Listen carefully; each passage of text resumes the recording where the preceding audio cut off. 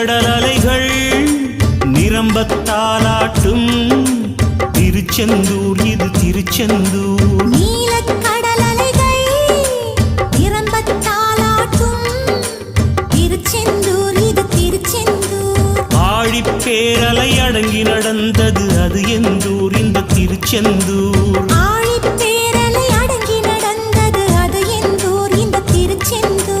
திருச்செந்தூர் இது திருச்செந்தூர். திருச்செந்தூர் இது திருச்செந்தூர்.